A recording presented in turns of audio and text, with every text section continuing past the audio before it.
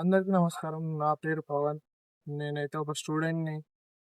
అందరూ ఇండియాలో cricket, football గురించే ఎక్కువ మాట్లాడుకుంటారు. చాలా తక్కువ మంది అథ్లెటిక్స్ గురించి మాట్లాడుతారు. ఈ అథ్లెటిక్స్‌లో చాలా స్ట్రెంత్, పవర్, టెక్నిక్ ఉండేది ఒక స్పోర్ట్ అయితే నేనైతే తీసుకున్నాను. అదే జావెలిన్ త్రో. ఈ జావెలిన్ త్రోని నేను ఎలా వేయాలి, బేసిక్స్, ప్రాక్టీస్ డ్రిల్స్ ఇవన్నీ అయితే నేనైతే నా ఛానల్‌లో అయితే చూపిస్తాను. సో, లైక్ చేసి సబ్స్క్రైబ్ చేయండి.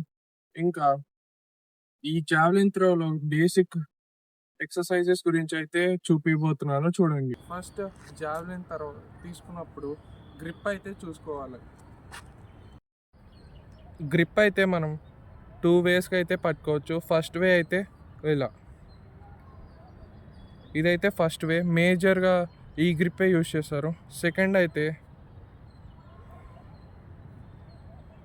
సెకండ్ వే అయితే ఇలా అయితే పట్టుకుంటారు. సో ఈ 2 వేస్లో మీకు ఏది కంఫర్టబుల్ ఉంటే అదైతే పట్టుకోవచ్చు.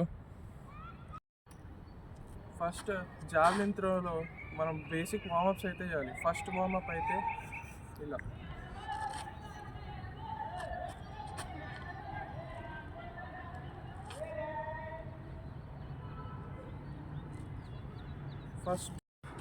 ఫస్ట్ వార్మప్ అయితే చేశారు కదా. ఈ వార్మప్ వల్ల మనకైతే బ్యాక్ బోన్ ఇంకా షోల్డర్స్ అయితే స్ట్రెచ్ అవుతాయి. ఈ వార్మప్ అయితే మనం మన అప్పర్ బాడీ, లోవర్ బాడీని కలపకుండా ఓన్లీ మిడిల్ బాడీని అయితే టర్న్ చేస్తుండాలి. ఇదైతే మేజర్ రోల్ ప్లే చేస్తుంది మనకి ఎక్సర్సైజ్లో. ఇంకోటి అయితే వచ్చేసి ఫస్ట్ ఇలా,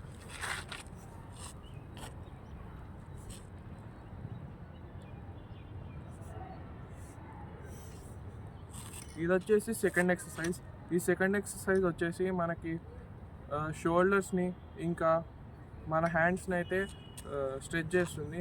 దీనివల్ల మనకి జావెలిన్ వేయడానికి అయితే చాలా రిలాక్సేషన్గా ఇంకా ఈజీగా అయితే మనం వేయచ్చు. థర్డ్ ఎక్సర్సైజ్ వచ్చేసి స్ట్రెచెస్.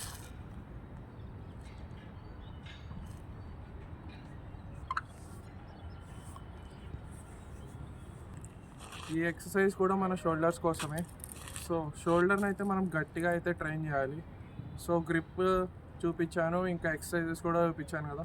ఇప్పుడు ఇంకో ఎక్సర్సైజ్ అయితే చూపిపోతున్నాను.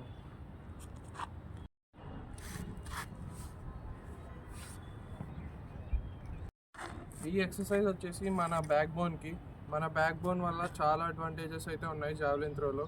అందున మనం ఈ స్ట్రెచ్చింగ్ మాత్రం కన్ఫామ్గా చేసుకోవాలి.